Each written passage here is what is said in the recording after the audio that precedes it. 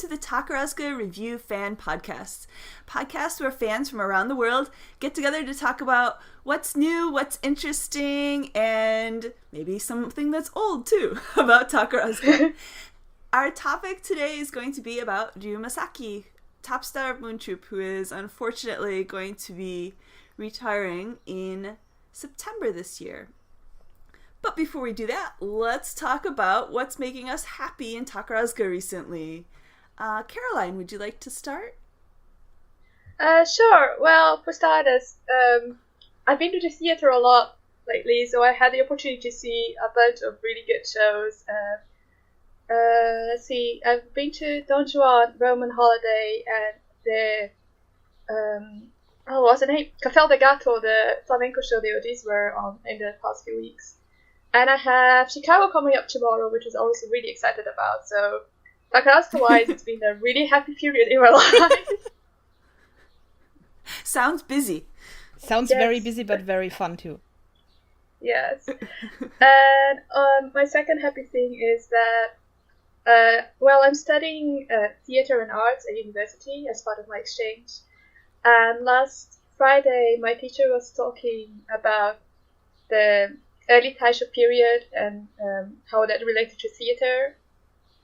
And he suddenly whips up the CD and goes, okay, now we're going to listen to this really old Takarazuka recording, and plays a recording from 1915, which is 100 years ago. And it was amazing to just listen to those voices and know they had been recorded so long ago, and people who had probably had no clue that Takarazuka would still be around like 100 years later. And the people would be listening to their voices 100 years later and like studying what they did. It was, as a fan, it was really emotional, which I could not show because I was supposed to be academic professional at the moment. That is so cool. I know I have one of the albums that they released that has like the pre-war music on it, and if anybody hasn't heard it before, the sound is very, very different. Was that in 1915? Was it the same kind of the pre-war sound where everybody's singing very high, kind of operatic? Yes, actually my professor mentioned that he talked to Ueda Shinji sensei once about it, apparently, and he asked them because there was one Tokoto Koyaku I think in the 30s who was super popular but also had a really high voice. And the thing is, they could not sing another way. They had to sing really high because they didn't have microphones like the headsets they have nowadays. They had like one microphone somewhere to capture the sound. So they couldn't like sing as loudly and project their voices as far if they sang in a deeper voice. So they all had to like sing really high. That's awesome that you say that. Yeah. Yeah, so they try to keep them closer to their natural register so you can put more effort into force and less effort into going deep. Yeah. That is really cool. Yeah, I'd heard that story before, so it's cool to have that confirmed by Ueda sensei. Actual proof. Yeah, I mean, even until like the early 90s, they were still using mostly stage mics up in the front. So yeah, let's see, when did they start with the wireless mics? That was like, man, I used to know this. Oh boy, this is embarrassing. Well, the first mics were like in the 40s, right? Yeah, I think so. The first wireless were probably in the 70s. Uh-oh. Listeners, help! We will research this later and let you know. So to all listeners who know this stuff, teach us, please. God, see, this is why I've forgotten so much. I'm getting old and senile in my mid-30s. It's terrible. Alright. Cool. Lisa, how about you? What's your happy thing? Well, my happy thing is a lot more recent. And it's probably not as cool compared to Carol's, but it might make some people happy. My happy thing is that Hankyu apparently decided they need another round of a gazillion people lining up around the block. Because we are actually getting a second press of the Guys and Dolls Blu-ray and DVD. It sold out in one day last time. Let's check how fast we can do it this time.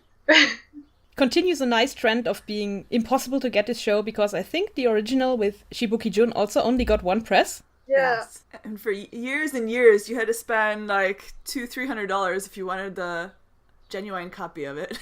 I think you still need to spend as much if you want a DVD. See, I thought it might go down once they released the Hoshigumi one, but I guess if that one sold out right away, yeah, that makes sense. Yeah, no, it doesn't really help. So you were telling us a story about what Michan was saying on the day it got released. I saw Komori on the day that the DVD Blu-ray got released, and I had actually gone earlier to the theater, and I seen how many people were lined up there. It was amazing. And then during the entertainer, when Michan had her ad-lib moment, she goes up to Benny. It's like, Benny, this morning there were all these people lined up outside Shantae, which is the building where Quattro Davis is the shop is. Do you? Yeah, Benny goes, yes, no, I know, but what are they doing? What was it all about? And Michan explained, I think they released this DVD, or what was it? Oh yes, Guys and Dolls, yeah, they released this DVD, and apparently it's really, really popular. And then it went all this tangent about how, yes, I mean, buy the DVDs all nice and well and fine, but you should go see the theater live. Hello, yes, so instead of buying this sold-out DVD, how about you come to see this sold-out show? Yes, it's just getting tickets and it's easier. Shameless. That was helpful, Michan. Not. That's awesome. Okay, I'm gonna stick to the Hoshigumi Star Troop topics here with mine. So, two things that have been making me very happy lately, and it's been a while since I've been on the podcast, so some of these are not the most recent, but Kurenai Yuzuru, of course, is going to be next top star of Star Troop, and they mentioned what her shows are going to be announced, and her first show, which is not going to be in the Grand Theater, but her first show is going to be Om Shanti Om, which is based on a really famous Bollywood movie that came out.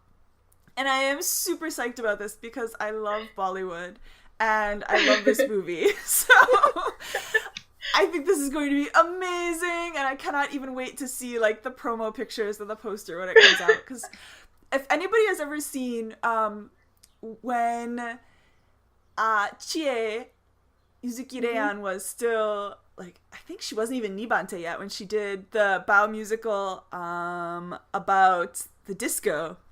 That poster came out before we even really knew what the show was going to be about, and we knew right away it was going to be amazing because it's Chie in this like white polyester leisure suit with the disco ball and like the crazy faces, and I just know that this poster for Om Shanti Om is going to be as amazing because this is Star Troop. Admit it, it's going to be insane, and so I am super, super excited.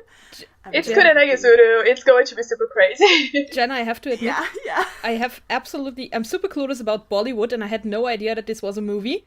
And then the news came out, and I just read Om Shanti Om, and I was like, what kind of show title is this? Like, what are you going to do on stage? And then someone enlightened me and said, oh, this is a super famous Bollywood movie, and I was like, okay. Oh, and then we went on to Bollywood? I know some people are like a little nervous because there's the whole, Takarazuka is sometimes not the most culturally sensitive. But I think we can overlook that this time and just enjoy it for the insanity it's going to be. Yeah, well, this movie's really cool because it's kind of a, not really time travel, but the main characters die and then they get reborn. So it's supposed to be kind of a chance to show like all of the really famous Bollywood styles and songs and things like that from like the 70s up till now. So I think it's going to be pretty cool, whatever they manage to do with it. It's definitely really cool to see them trying a new genre like that. I'm really curious how it's going to turn out. Yeah, and from what you told us, it sounds like a really good chance to showcase different things about it. Mm-hmm. And I'm trying to remember who is it? It's one of the female directors, I think, who's adapting it, isn't it? Who was it? Hold on. Is it Ueda Keiko Sensei? To the Takawiki. Oh, no. It's Koyanagi Naoko. Oh! Koyanagi Naoko. So that should be pretty cool. I actually like her stuff a lot. Yeah, I also love her stuff. I'm really curious then. Koyanagi Sensei is getting a lot of big stuff lately, isn't she? Yeah, which makes me really excited because she's really good. Sorry, had a fangirl moment here. Yeah! Oh, it's so cool that we can fangirl about the directors as well as the actresses. This is the best time for Takarazuka. Yes. Yeah, I'm just trying to think of, other stuff. Because she adapted Footloose, which I never saw because it never came out. She adapted Shall We Dance. She adapted Catch Me If You Can. So she's adapted a lot of movies recently. She's also adapted Oedipus Rex, and she's doing the assistant direction for the upcoming Elizabeth this time. Yeah. Cool. So she's really going places. Yeah. And I mean, she's been a director in the review for about 13 years now, so she's getting seniority. Woohoo! Probably the same 10 years that you have to do as an otokoyaku, you also have to serve them as a director. Before you're well-rounded. 10 years to directorship. Yes. Oh, that's so cool. So I'm excited for that. And then, sorry, I'm just gonna keep talking. I'm also a little excited. Not as super crazy excited as a lot of people are, but I am really excited because they finally announced her Grand Theater debut is going to be The Scarlet Pimpernel. And the reason that I'm really excited about this isn't so much that I like Scarlet Pimpernel, although I do. It's that I remember I liked Yuzurun when she was like still just a little worm of a Hoshigumi singer. So like and I really, really liked her, but she was never getting any Shinko leads, and it was like her 7th and her final year. And right now, if you don't get a Shinko lead, then you're basically never going to be a top star. And so I was really bummed about it, and I was like, oh, I really like this girl, but apparently nobody else does. And this is her last chance.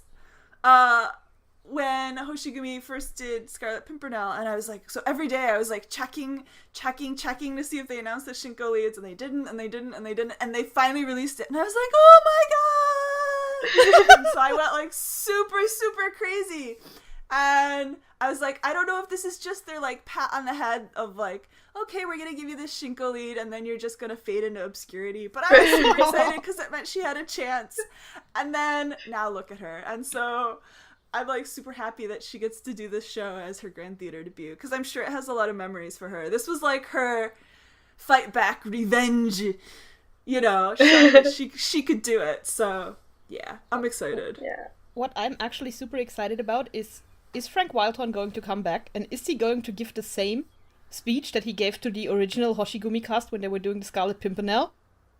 Oh, I hope so. Because they did this report on Sky Stage, and he was standing there, and Aran Kei and Tono Asuka and Yosuke Reon standing around him, apparently in rehearsals for the songs, and Frank looks at them and is like, oh, you know, those songs were written for some of the best voices on Broadway, but no pressure, guys, no pressure.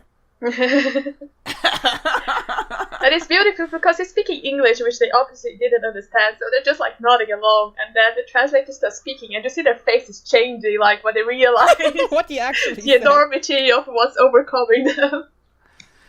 Oh man, I gotta say, I had no opinion about Frank Wildhorn until he started showing up and doing interviews with Takarazuka, and then I was like, this guy, really? Really? Like, really? He's like super creepy with Takako, like. It's a bit like Sylvester Levay when you know they invite him and you know that every lead actress in Elizabeth is now going to get kisses on the cheek, whether she likes it or not. And I always have this mental image of Ayaki Nao standing there in full war paint, full feathers on her back, and Levay just comes up to the stage and snogs her, and Sena Jun in the background cracks up laughing. As if to say, you can't run now, you can't run, you'll have to stay there. Oh man.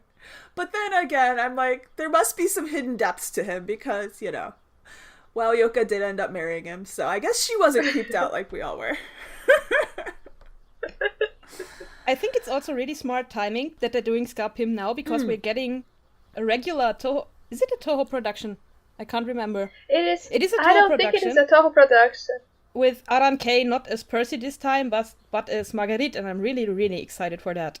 Yes. That's true. I'm sure they share the rights somehow. It's Omeda Arts Theater production. It's not. Oh, it's right. It's Adobe Omeda Arts. production. I looked it up last week and I forgot already. I had to look it up again now. I'm just praying that we can get some kind of recording. Just give me a CD. Just give me a best of. I don't care, but give me anything. One song. It's gonna be amazing. One song, just one song. Yeah, that's so cool. And I'm sure somebody's gonna do a smash up online of Aranke singing to herself, which is also going to be awesome. Aranke seducing herself. Not as good as Sena Jun seducing herself while doing sarcastic commentary, but close enough. And then assassinating herself, but... Yes, and then throwing herself off the cliff. Alright, any other last thoughts? Fabulous things? No, I think I'm good. I think we should probably give a shout out to the Chicago cast. I mean, by the time we post this, they will already have started, but... They already have started. We're recording and we can still wish them good luck for their very first America show. Yes, good luck, guys! You can do it! I know some of them are pretty nervous, but it's gonna be exciting. I think they're all pretty nervous. I'm sure it'll be amazing, though. Yeah, this episode's gonna be coming out probably quite a bit after that, because I'm gonna be bad. I'm gonna say we've got a treat coming up for you guys. Carly teased it in the last episode that we recorded, but she didn't tell anyone what it was, and now we just keep teasing. Awesome. So we'll keep teasing. There's a treat coming.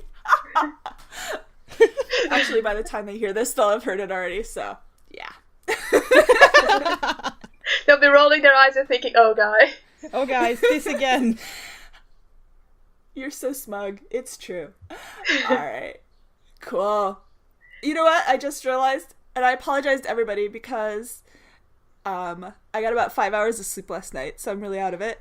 And we skipped the intros at the very beginning. So I think we only say who's doing this episode. Yep.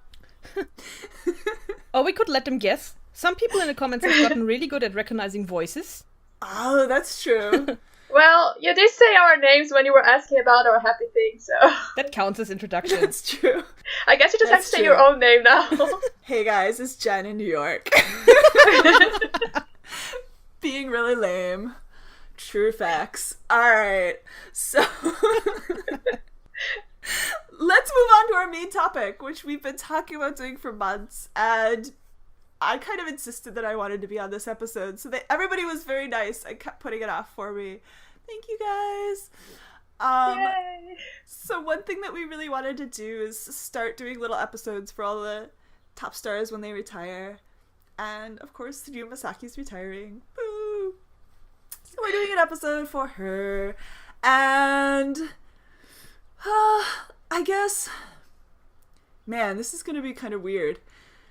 I'm trying to walk a tightrope because she's not retired yet, and I'm in her fan club, so there's some things I can discuss and some things I can't right now. But let's keep it general, I guess. So Ryuu Masaki, top star Moon Troupe, starting in 2012. She joined the review in 2001. And I guess my first question to everyone, just to keep it kind of crazy, if Masaki was an animal, what animal do you think she would be? What? Without preparation, oh my god. I know, I'm just gonna throw it at you. Oh boy. Saying a dragon would be too... A seahorse. Say a seahorse, that sounds more creative than a dragon. Why? The Why a dragon? Well, because of her name. Because of her name, her merchandise. True. But actually, the first thing that popped in my head was a caterpillar, because... Wait, I have a good explanation for this, I promise. I think it was 2 years ago, I don't know if they still have it, but I think about 2 years ago, they had this handkerchief for her, which had this, I think it was hand-drawn, and I think it was supposed to be a dragon, like stitched on the edge. And I saw it for the first time when I went to see a Tsukigumi show with a friend who didn't know as much about Takarazuka. And I remember scoping out the goods, and she just goes, "So, why does the top star have a caterpillar stitched on her handkerchief? What does it mean?" Oh, poor Masaki. So, apologies, Masaki. But come on. But I guess that's the animal I associate her with now. Yeah, I gotta say, whenever they make, like, the Takara Jane draw things, Masaki's drawing is not the best. She tries. dear heart, Yeah, she tries. But a lot of them aren't that good at drawing. I mean, there has to be something they can't do. True. Yes, that's true. That's true. Yeah. And it makes me feel better if they can't draw because I can't draw either. Yeah, I'm terrible at drawing, so yeah. But I gotta say, I'm gonna go boring and traditional with this one because I'm gonna go with a cat, and I got a couple reasons for that. One is she used to have a cat. I don't know if she still does, but probably about 10 years ago, they did a series on Sky Stage where it was called I Love Pet, and a bunch of the young otokoyaku like brought their pets on and they talked about them. And she had a gorgeous, probably still a kitten, like blue Russian cat, and it was so pretty. And the other reason is when she was Ken 1, I have a friend who gave me a picture of her when she was Ken 1 that they grabbed of her like leaving the theater in Tokyo. And okay, this dork was wearing a furry vest, and that's all. And the furry vest was leopard print. And she just looks ridiculous. So, love you, Masaki. She's always going to be a cat to me. Okay.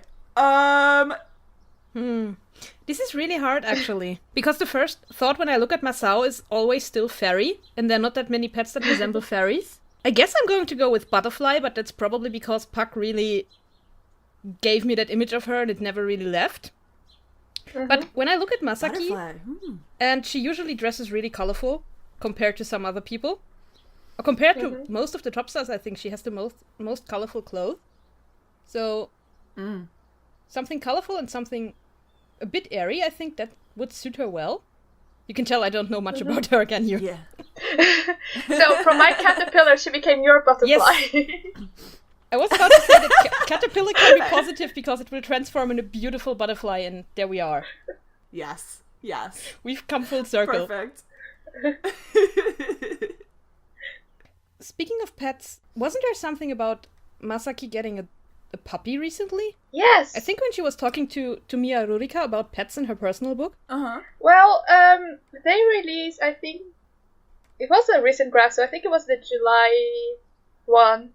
And Masao did this new corner they have where they have the top Serenity Bounties introduce the place where they're from. And in her photo shoot, she's posing with this gorgeous black puppy who apparently is called Licht, which means light in German. And apparently it's a fairly new addition to her family. She talked about it, like how she wanted to take him walking around Osaka when he got a bit older and stuff like that. It was a really cute photo shoot. Oh, that's so cute. I love that she named him Licht. Yeah. She didn't explain why, but... I'm sure there must be some deep reason behind calling a black puppy light. Yes.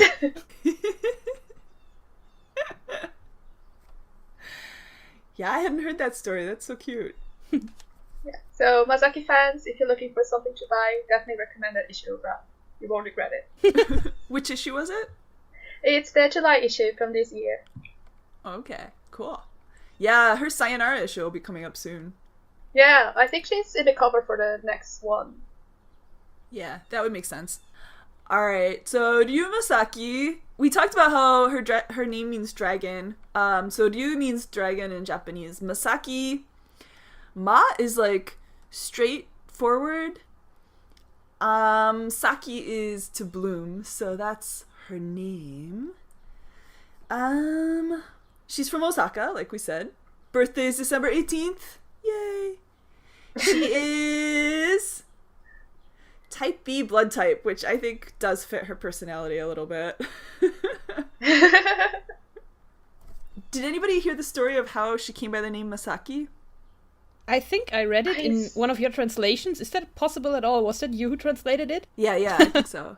I have a vague memory, but I imagine that a lot of our listeners might not know it, so please do share. Yeah, so she said that she did a lot of drama in junior high, and one of the shows she was in, one of the characters was named Masaki. And she really liked the name, and she planned on giving it to her daughter if she ever had one. But then, she's like, oh wait, I could steal that for myself first. but then she did it. Which I think is really cute, yeah. But hey, at least she came prepared with a concept for her stage name. Yeah. Apparently it's really tough to pick a stage name because you have to make sure that you don't steal a name of anybody who's currently in the review. And then there's some names that were just so famous in the past that you're not allowed to use them. And I guess there's all these rules, so... Yeah, that's difficulty with kanji as well, because some kanji just have a certain meaning or a certain superstition behind it that it would like bold ill luck if you would use it in your name. So yeah, it can't be easy. But it makes for some great stories about how people came up with their stage names. Yes. Yeah. Like Kiriya Hiromu, who just looked through a baby book. Great job, Kiriya. I think my favorite name story is still Ozuki Toma, because that is so beautiful. Oh yeah? Tell us. Ozuki is from Kozuki Wataru, because apparently she was a really big fan and her classmates helped her make up the name because she didn't have one. And Toma is apparently from Thomas the Tank Engine.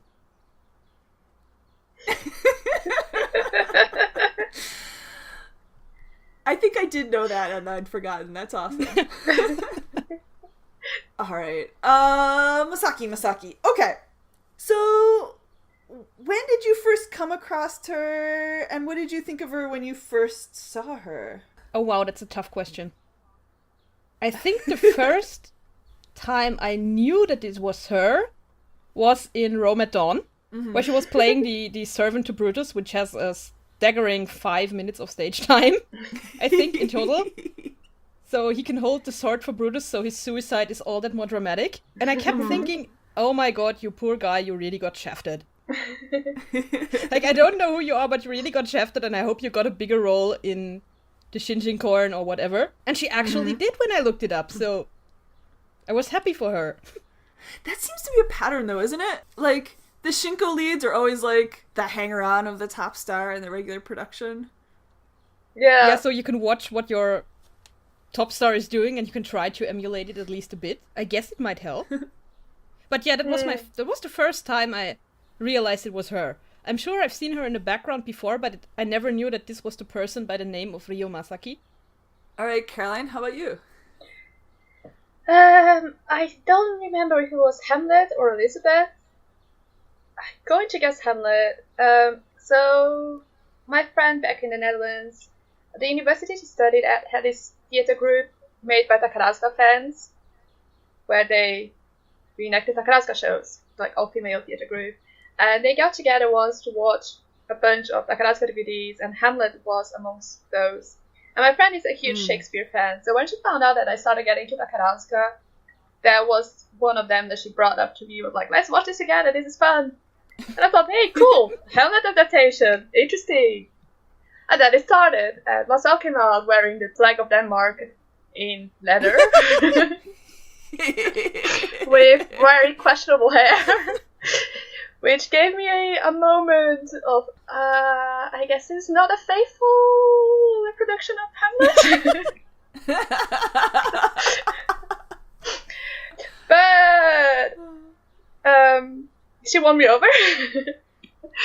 And I remember, I think my first, like, after I got over the costume and the hair, I think the first thing that I really struck me about her was just how energetic she was on stage. Like, she was really pouring a lot of energy into her voice and in her singing and into her performance, which was great. It made for a very enjoyable show to watch. And it's also, when I'm in Japan, it's one of my favorite songs to sing at karaoke, because sometimes they have the image as well, so you can see her singing as you sing along, which is always great to get pumped up. Carol, you haven't mentioned the title, but I'm quite sure I know which song you mean. To be or not to be. Yeah, guys, if you haven't seen Hamlet, there's an insanely catchy version of To Be or Not to Be in song form, and it will not get out of your head for like 2 weeks. Yes. Get Thee to a Nunnery is always the song that sticks in my head, but...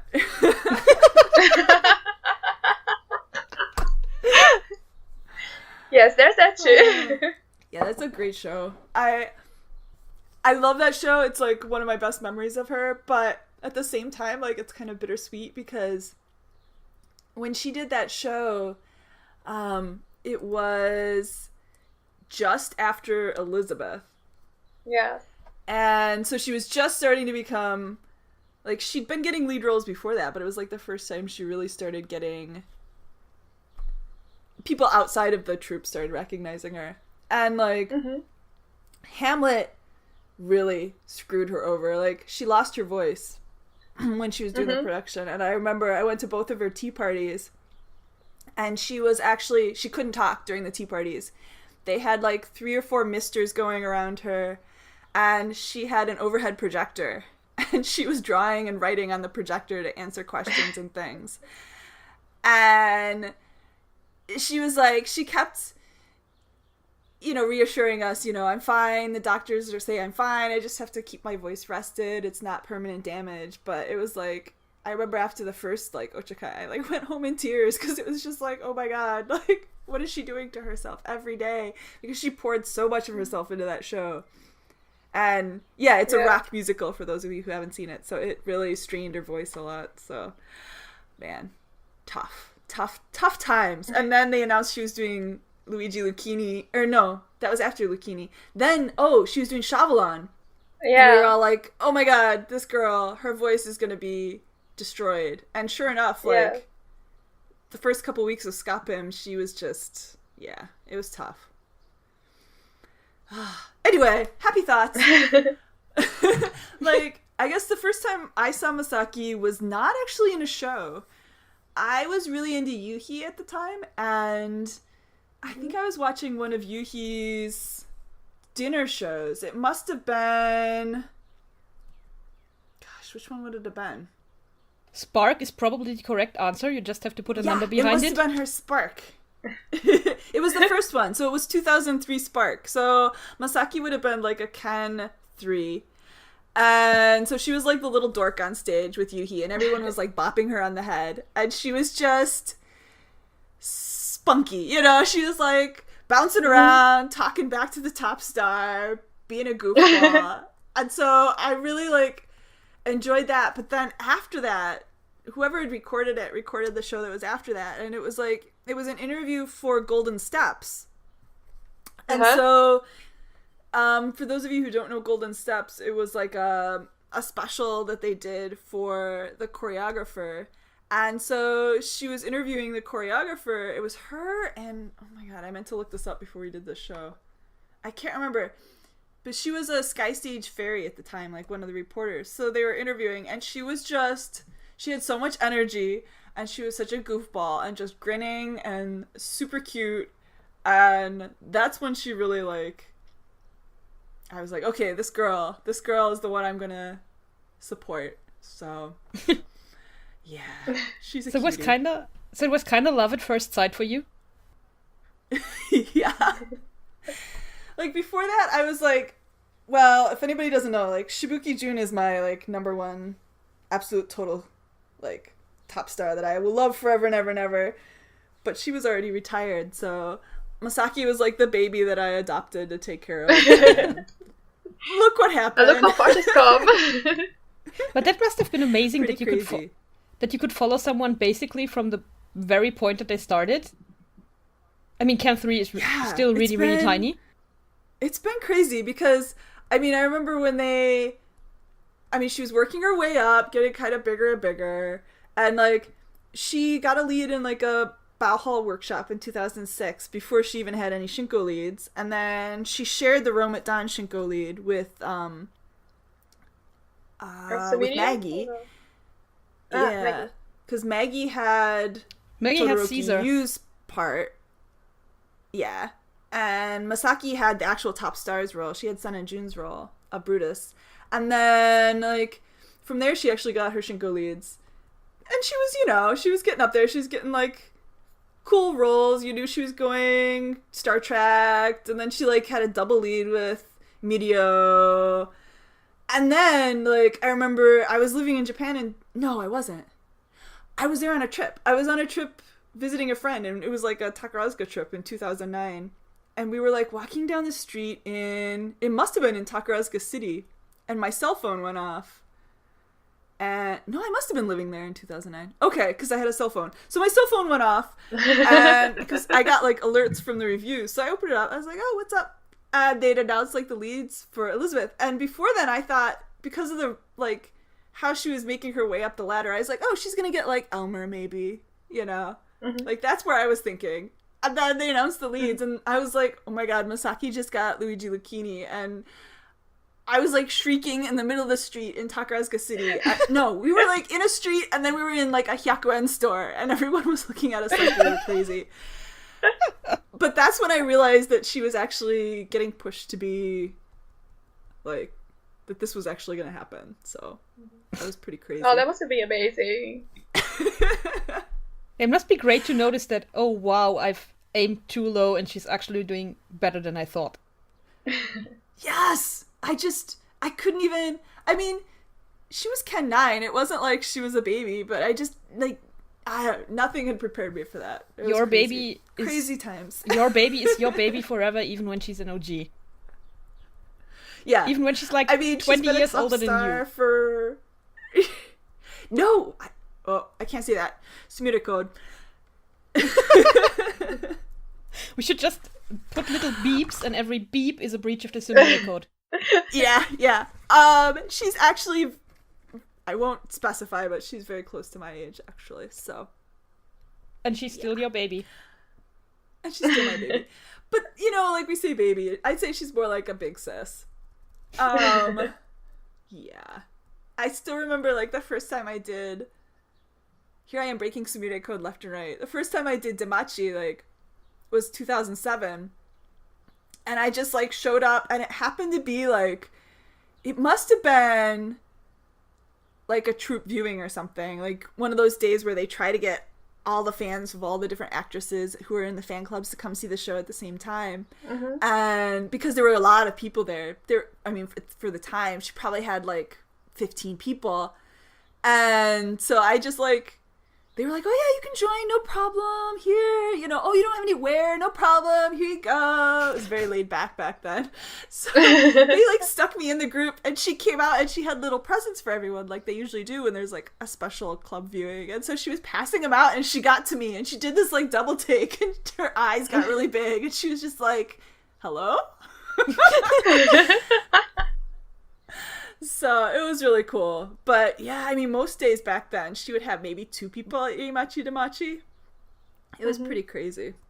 Yeah. This is why I recommend, as much as you might like somebody who's a top star, join somebody who's like an underclassmen's club, because the reward of working your way up with them is kind of, it's hard to beat. Oh, man. Now you have to do a tutorial on infiltrating underclassmen clubs, Jen. That sounds like a lot of fun, actually.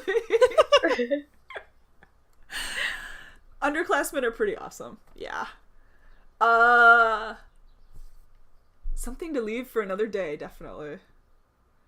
Okay, so let's talk Masaki roles. I know we're not, like, this is my embarrassing admission of, since I left Japan in 2012 when Masaki became top star, I haven't really been following the troupe as much, or her. So I've seen a couple of the shows. I went and saw Puck live, and I've seen a couple of them on DVD, but I haven't seen a lot of her stuff as a top star. So my next question is going to be memorable shows of hers that you've seen, and maybe you guys can fill me in on more recent stuff, because my answer is going to be old school.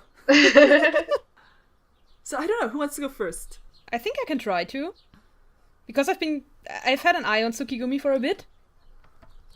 And I think my favorite, most memorable show for personal reasons of hers is still Puck. Also because Puck was paired with Crystal Takarazuka, which has one of the stupid, catchy theme songs. That then lead me to go on iTunes and buy the theme song. But also because I think Puck was such a great fit for her, and she seemed to be having so much fun. And I just really liked Puck's character, especially the driving around on his little, do you say roller skates? With the fairies holding his hand so he won't actually topple over because he's a little shit and hasn't learned how to do stuff yet. Or him, like, trying to put hair on the head of a balding man because, oh my god, he doesn't have hair! That is so cute. Oh my god, there's so many cute little improvisations in that show.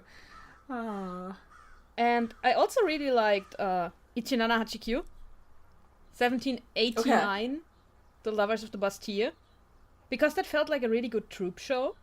As in you have those mass scenes and you have a lot of people on stage and you can just try to look around and see if you can find them all. And I think most of the characters, the way they were cast, were a pretty good fit for who got cast as them. Yeah. Like, Chappie Marie Antoinette was just, oh my god. Perfection. Oh, Masao was good too, though. Chappie will get her own show someday. Yeah. Chappie should just... Hopefully not too soon. Yeah, can we still keep Chappie at least for a bit? Oh, you do. I know, I'm not... Don't go breaking our hearts all at once. Yeah, they cannot break our heart just at once. We need to keep some part of it. Yeah. Then I'm trying to think, what else did I really like in terms of a show? I know I was not as taken with Arsène Lupin, but I somehow have the feeling a lot of people were not. Yeah, I liked it a lot. You did? But I'm one of those people who actually... Yeah, but... See, Masatsuka Sensei is like one of my favorite playwrights, and I realize I'm like one of the only like 2 people in fandom. But I really love his shows, so I liked that one. Which someday I'm gonna do a little mini episode all about Masatsuka Sensei and his shows and why they're awesome. Oh! I also really like convert more people. Guide to the Future. Really, you like that I like one? Guide to the Future. Okay. I found it pretty hilarious and it was Really? really fun and really entertaining, and that it had 2 reviews come with it didn't exactly hurt. Yeah. I don't know. That one didn't win me over. It was too much like Season of Angels for me. I love Season of Angels. It was my pick for the Valentine's Day episode. Yes. So maybe that explains. I love Season of Angels, so I was like, yeah. This didn't feel quite as much as locking drunk people up in a room and see what they come up with, but it was pretty close. Awesome.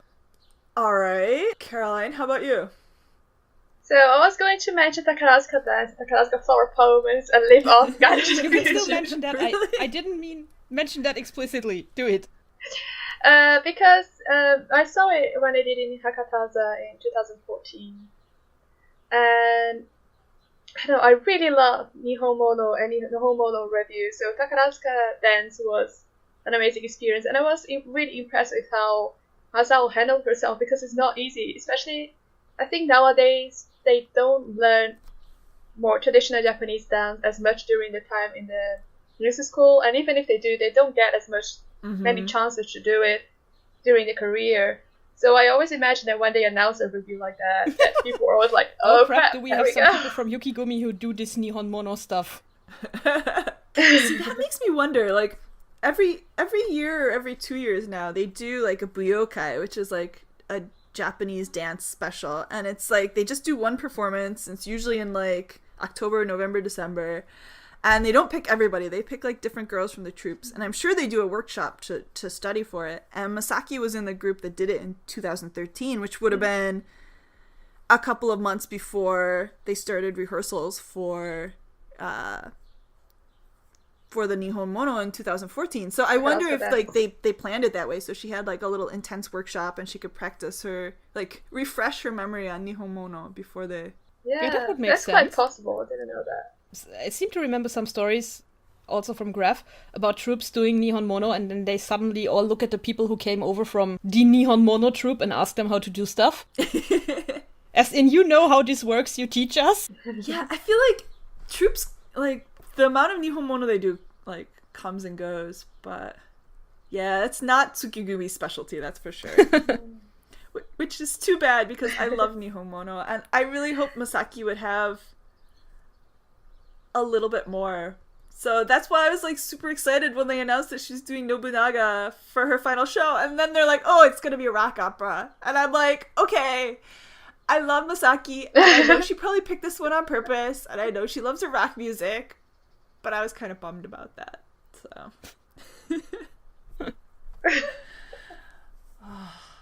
Yeah, and Takarazuka Flower Poems, the 100th version, I really liked the scenes as well, but I think my favorite part was just, there's this one scene where I think the flower that's supposed to be represented is a poppy, which should probably tell you everything you need to know about what the scene was like. But you have Masao dressed as a monk.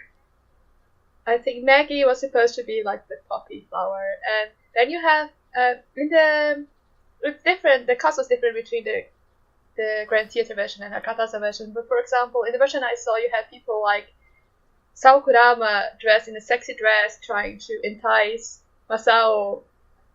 And I just, Masao's faces as the whole troupe draped themselves over her trying to seduce her was the highlight of the show for me. Guys, we're playing the Grope the Top Star game. That's awesome. I'm trying to think. I guess for shows, man, everything. No, okay, I'll try to do this. So I think for me, in general, with Takarazuka shows, I tend to like Nibante roles better than top star roles, just because they have a bit more flexibility. And I think for me, like the period of Masaki shows that I love the best are probably from the end of when Senejun was top star through Kiriya Hiromu's run. Like, so Hamlet was awesome, Chauvelin was awesome in Scarlet Pimpernel. I loved Polly in Gypsy Baron.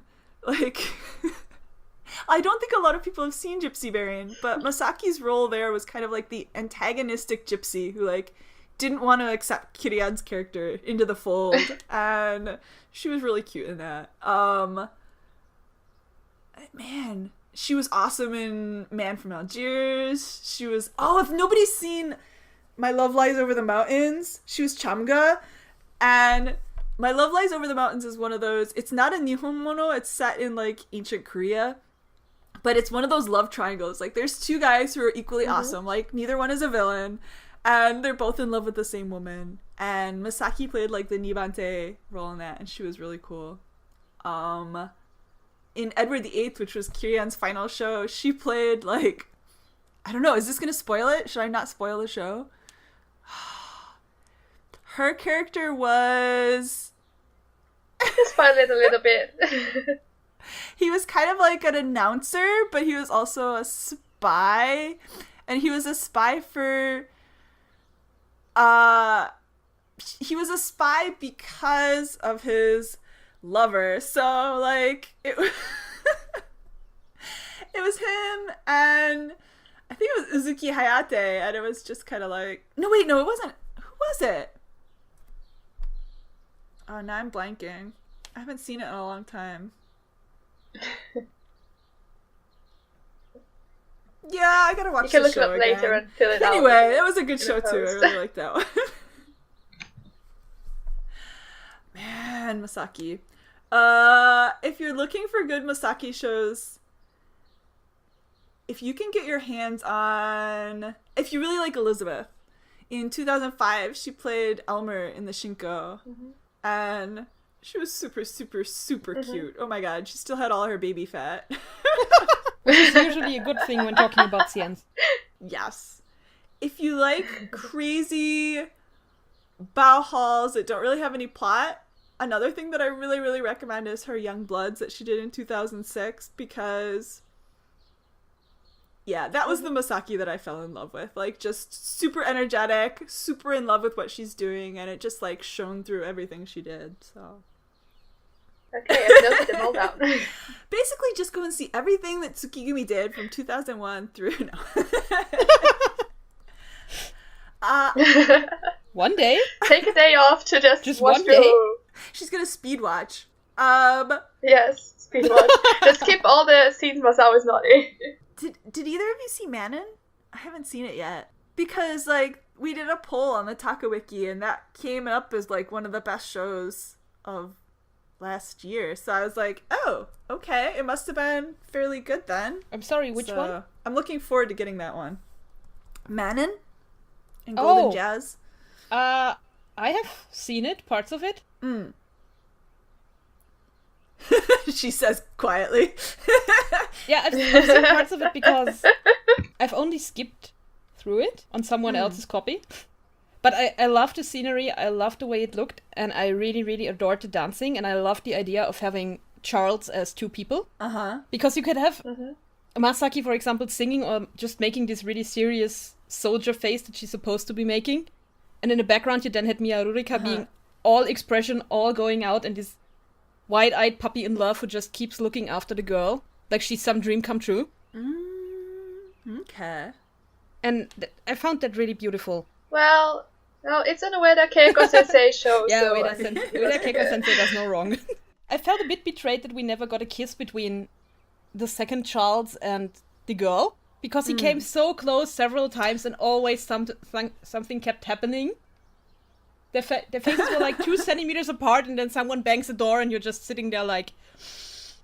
Almost. All this tension. So close.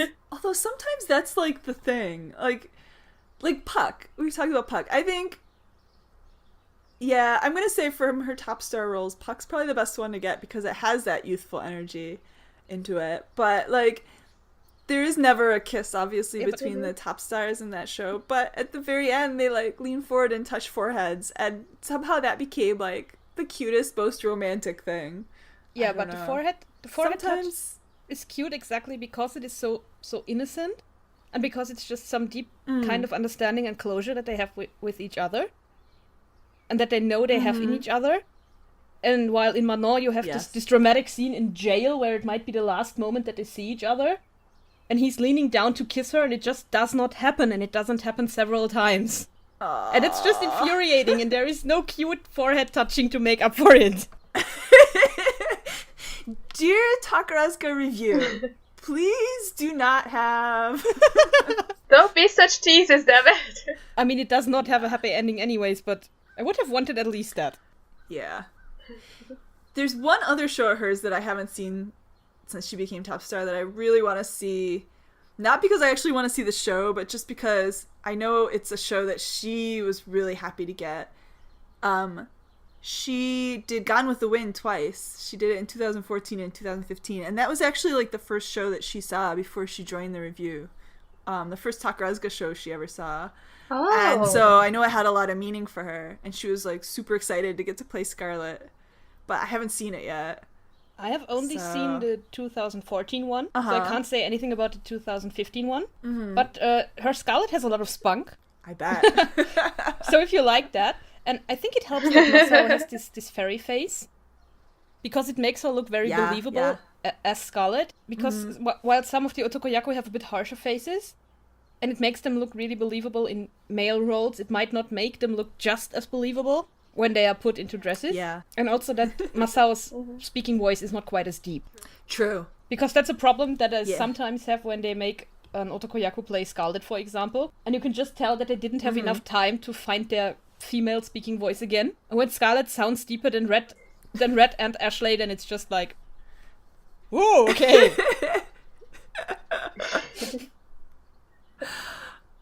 Oh, man. Yeah. Although, yeah, Masaki's played a lot of the traditional otokoyaku female roles, which sounds, okay, that doesn't make any sense. As an otokoyaku, she's played a lot of the female roles that some otokoyaku play. But, like, because she's played Scarlet, she's played Oscar, she did Jacqueline in Me and My Girl, in the Hakataza version, which was super cute. I think that's when I first realized she could do female roles. I was like, okay, that's allowed. Okay, you can do this. Yeah, we didn't even talk about Versailles Nobara so far. Oh, should we do that? I have not seen either. Yeah. No? Okay. No. Then we probably shouldn't. But go ahead, talk, I'll I've only listen. seen the guest appearance too, so... Yeah, I am not a Berubara fan, and I'm, sorry guys, not really a Murio fan, so I haven't seen it yet. Does that mean... Berubara is like the lowest on my list of things to get, but... Does that mean I should not... Yeah, they did. The Chirashi Does look that really mean we pretty. should not ask a question about this whole Demi-Top Star thing? And about how you might get bitter answers. That's okay, I do bitter really well. Yeah, but that's something I've been meaning to ask because it is such an unusual situation nowadays to have this double top star. And I don't think we have anyone else who can comment on the subject of how that feels to be the fan of the person who got Demi top starred? Yeah. So okay. First of all, Mirio's very, very talented, and I think the first time I realized that she was pretty cool and pretty talented, like when I went and saw the Magician's Misfortunes Shinko, which it was Masaki in the lead, and Mirio was like the Nibante role for that show, and no, I guess I take that back. Even before that, Higher Than the Sky of Paris. Yeah, that would be the one. Like, ditto. Masaki was in the lead. Mirio was in the Nibante. And I think if I go back and, like, reread what I wrote at the time, I was like, oh, that Mirio is pretty talented. She's pretty good. And we've talked a little bit about this in the past. Like, if you get sponsors outside of the review who can sponsor your career, give you money, probably help with promoting, things like that. And Mirio had the connections from a very early career, and I think that was something Masaki struggled with, and this is going to get me in trouble with the club, I know. Her club had some turmoil around that time, and so her club wasn't as organized in getting the things that she needed, I think. And so, like, by about 2008, like, Mirio's club was twice as big as Masaki's, and she struggled, and I think that was probably why they did a lot of double casting of Masaki and Mirio, and because they wanted to keep the fandom numbers up, etc., etc. And this is all hearsay, by the way.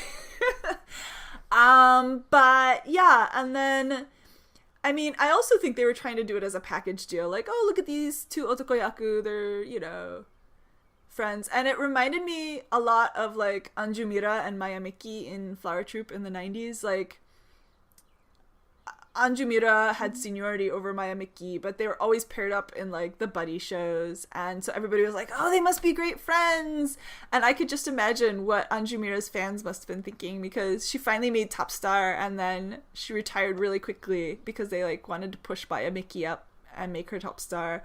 And, like, Mayamiki got all those Shinko leads, and Anjumira didn't get any for a long time, and I'm like, oh. So I know, like, I have a really good friend who's a Mirio fan, and so we did a lot of stuff together when they were doing their double casting, and that was kind of fun. But at the same time, I'm like, I heard rumors that they didn't get along as well in the background, and yeah. I can just imagine what it must have been like to become top star but not be top star at the same time. Like, I don't know. It stings a little bit, I'm sure, because Masaki's pretty competitive. I think it must be really hard to know. I mean, you always know that there's basically someone breathing down your neck when you Star Trek, someone who might get more attention, who might be better in the Shinkos or whatnot. But then you think you've escaped it when you've made top star, except you haven't. Yeah. But, you know, as bitter as I am, I don't think Masaki was bitter at all. And part of it might have even been just to she was youngish for top star, and I think, like, again, I'm gonna get in trouble. Like, when she announced, like, after it was announced, she had, I can't even remember now if it was an Ochakai or if it was her dinner show, where she was like, oh yeah, and she was, like, talking about it, and she got teared up and choked up a little bit, and, like, she was so excited, and you could tell, like, really, really moved that they decided to make her a top star. But I remember that some of the people I was sitting with were like, she really has to mature up if she wants to be top star. And I was like, oh my god, give the girl a break. She's becoming top star. Like, let her have a little bit of emotion here. So I think, you know, that perception has a lot to do with it. I don't know.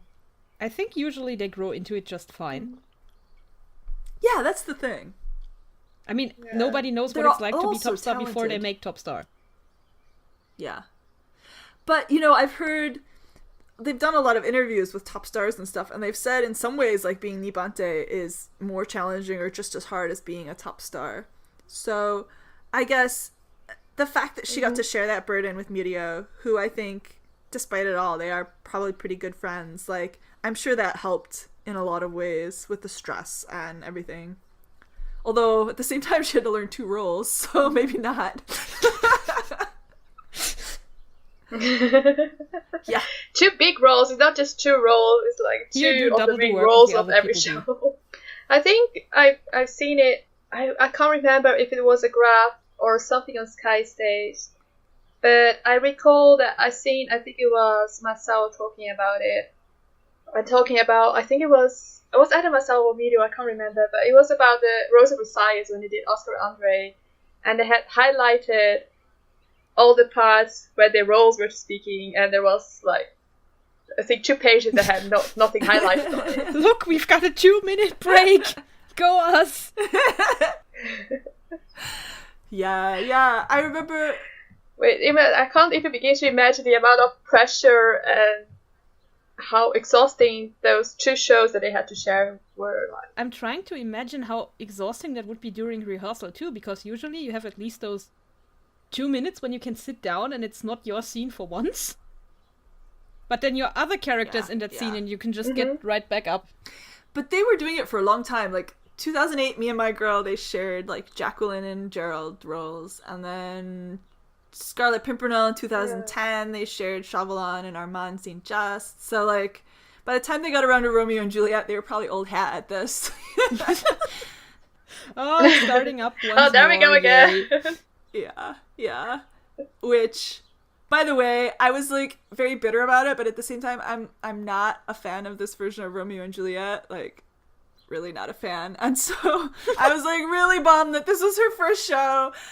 And let's admit it, the Romeo role in that show is pretty boring. So in the end, I was actually very thankful that it was double cast, because at least Tybalt's costume is pretty to look at. Even though Tybalt sings the really dumbest song ever. But at least he got to keep it in the Tsukigumi version. Yeah. His dumb little song. I am Tybalt. Man, I could sing that song and I can't sing.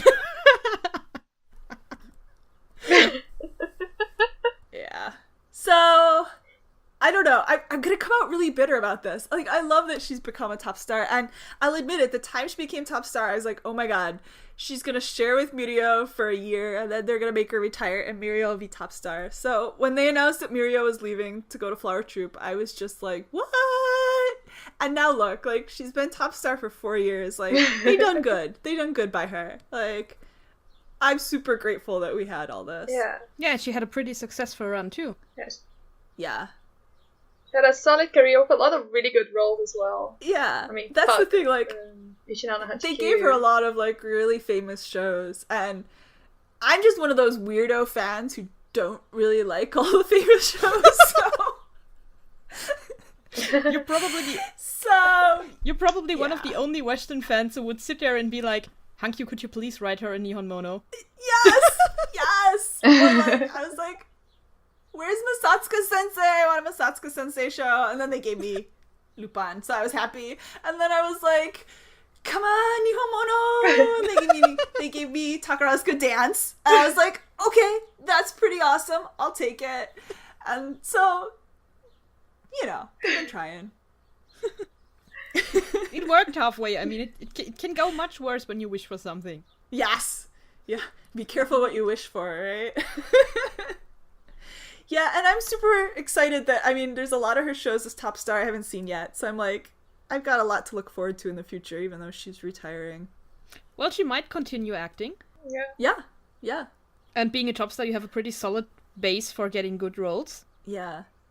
Which I'll admit, I'm kind of excited for, because Rika Shibuki Jun has pretty much stopped her stage career. She's doing all TV now, so that would be pretty cool. Is she doing Masaki's TV there. series or just variety? Series. Like, she's popping up. Like, she's usually special guesting. She's not like... Oh, okay. the main characters. Yeah. But that's cool. At least you can So- see what she's I was doing kind then. of, yeah. Although I was kind of bummed because I was like, because I'm going over in August, and I was like, oh, I haven't seen Rika on stage in forever. So I was like looking around, and I was like, she hasn't really done a stage show in like a year and a half. Aww. So I don't think she's gonna be doing anything this summer. But yeah, Rika's awesome. By the way, we're gonna talk about Rika at some point. We need to do this. Yeah, Well, we did. talked Seal of Roses the other day, so... Yeah. And I think I I've like. actually seen Seal of Roses fan art pop up on Tumblr. Yes. Yeah. Oh, that was that was gonna be my happy thing today. We were trying to figure it out. Oh. That was it. Yeah, we found it. Okay, now please share it now. I will put a link up in the blog, but there's like one of the fan artists who occasionally does Takarazuka stuff did a whole bunch of stuff. It wasn't actually Rika, it was Ayaki Nao. Yeah, it was as, mostly Ayaki Nao, but I'm not surprised because Mikhail makes such a good victim to put him into dresses and stuff. Yeah. But actually, she did a lot of the minor characters, like Kirion's characters there and stuff, so... Cool stuff, we'll post the link. Yeah. But yeah, we can look forward to see what Masaki will be doing. Yay! Yeah. Although, she's such a troll. Like, that article that they did. Every top star when they retire, they do that press conference. And every time they go to the press conference, they're always like there's a route formula that that they have to do. And it's like, I don't know what I'm going to do in the future. I haven't decided yet. And then they say, but I'm going to work really hard as an otakoyaku until the final day. Please support me and all that stuff. And like, I remember when Kozuki Wataru retired, she broke the formula. She was like, I'm thinking of going back to school. And that was like... And she actually did, and I'm still mad at her until this day. Because why, woman? Well, Why it took her forever to do it, but... But she did it. Why did she need to do that on top of everything else she does? Because she's awesome. She makes me feel so unaccomplished. Are you not accomplished enough yet? But, and so Masaki comes along, and she's like, oh yeah, maybe I'll be getting married. And you're just like, Masaki, you're such a troll. And then she's like, oh no, I don't have anybody in particular picked out yet. But, she's probably dating somebody right now. And, we'll find out in like a week that she's like been married like right after she retires. I can actually see her doing that, stepping out of the limelight. I don't know. I'll be curious to see. I can actually, whenever they make this kind of statement, I mentally picture them sitting backstage with their phone in their hands afterwards and just watch chaos unfold on Twitter. Yeah. Smirking. Yeah. I mean, I don't know a lot about her home life, but I know she went to like a Catholic school, I think, for junior high. So, I don't know. I don't know what kind of a family she comes from, but I'd be curious. Yeah. We'll see. I think this is one of the fun things about retirement. That you can... Yeah. That you get this surprise package to see what they're going to do afterwards. And sometimes they do something really mind-blowing and really cool. And you just feel so proud of them and so happy that they got this opportunity and that it worked for them. Yeah. Yeah. And I mean, because Takarazuka was never going to be a forever thing. Unless you're like... Senka. Yeah. Then you're there until you're even 50. And even Senka, they make retire eventually. But, like, yeah, I think she got out of it what she wanted. And that makes me really, really happy. So, yeah, man, this is going to be bittersweet. And I have to say, I'm happy she's retiring. Yes. So Yes. she's healthy and energetic Yeah. and not tired. I'm always and- happy when I feel that they yes. retire Like, on I'm their happy own she's terms. retiring in a good place. That they've accomplished what they wanted to do and they're now ready to move on. Yeah. Mm-hmm. Yeah.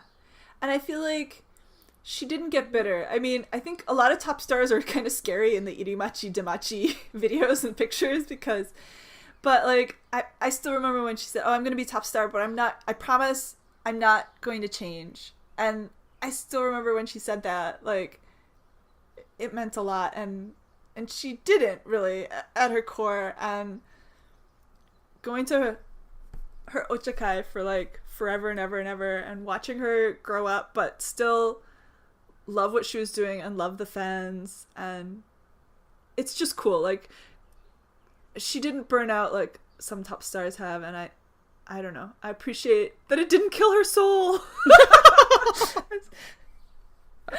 So, yeah. Man.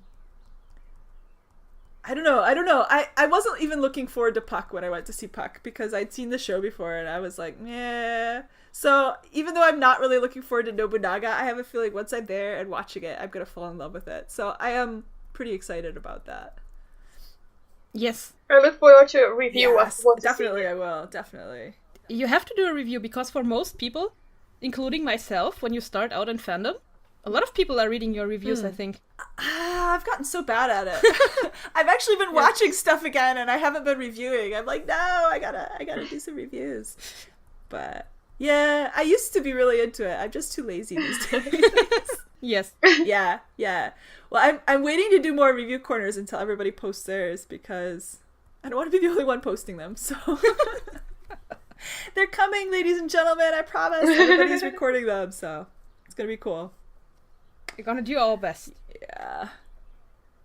Very cool. I feel like I should be asking more questions. Closing thoughts.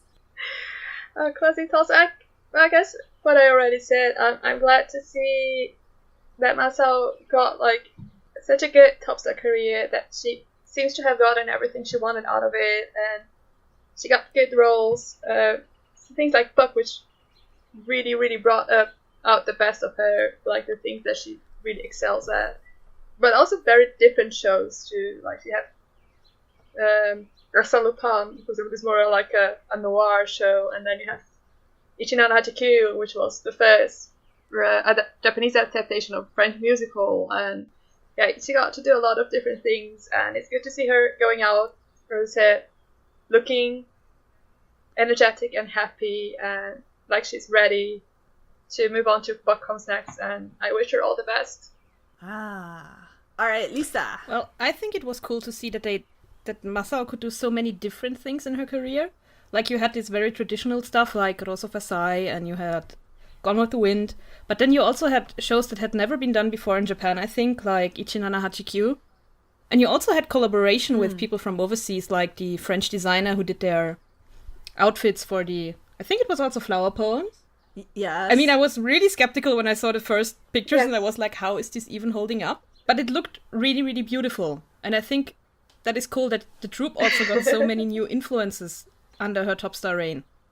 And I'm happy that it worked out for both her and Mirio, that they both went on to have their own top star careers after supporting each other at first, which maybe helped them grow into it a bit, and then once they were ready, they could reach out on their own. And yeah, she looks happy and healthy, and I think this is her point where she also wanted to retire and where she's cool with it.